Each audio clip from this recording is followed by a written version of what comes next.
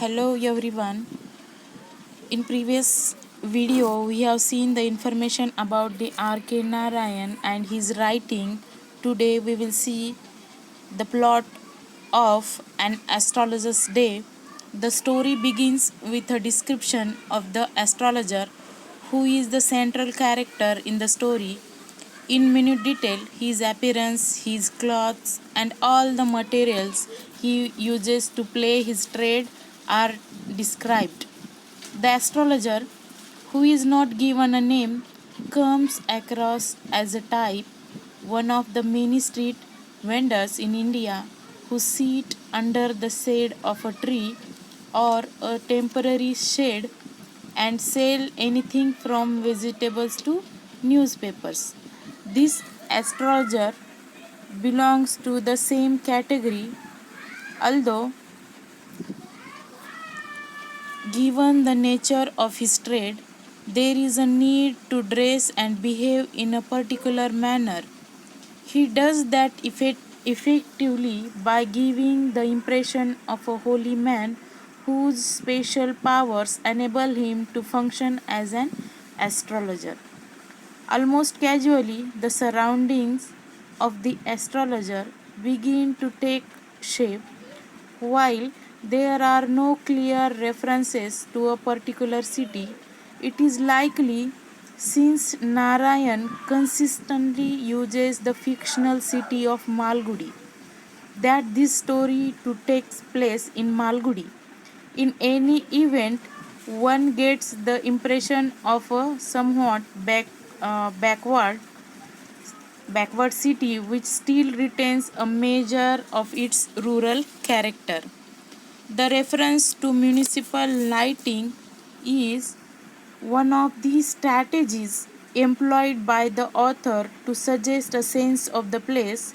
In addition, the reference to other vendors who sell a variety of goods gives a sense of a bustling community in which the astrologer operates. The first part of the story provides a sense of the setting and background without providing any real information about the astrologer. In very broad terms, the daily activities of the astrologer are told. The narrator makes it very clear that the astrologer is a cartoon who knows nothing about the future but is a shrewd judge character. The transition from a type to sharply defined individual occurs when the astrologer is ready to leave for home and one last client stops in front of him. At that stage, omniscient narration gives way to dialogue, and the astrologer and client become involved in a discussion.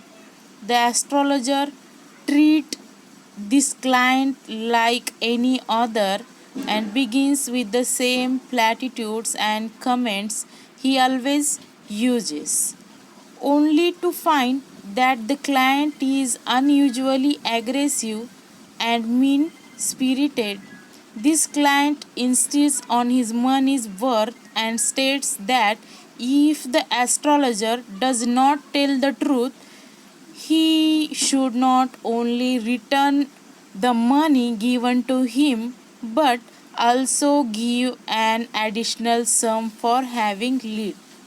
Realizing that he is likely to be exposed, the astrologer gets nervous and does his best to back out of the transaction.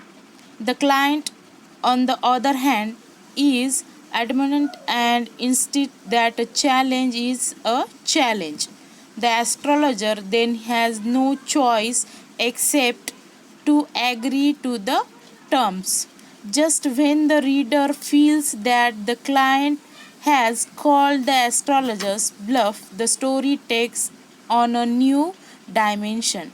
The astrologer begins by recounting the story of the client's past and describes how a long time ago he had been stabbed and thrown into a well and left for dead. It was the assistance of a passerby that saved him.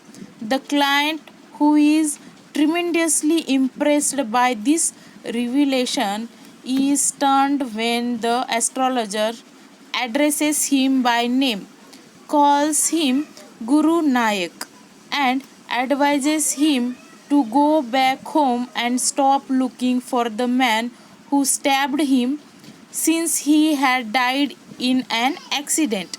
To further reinforce his point, the astrologer says that if Nayak leaves his village again, he is likely to face considerable danger. By now, the reader is quite mystified and begins to wonder whether the astrologer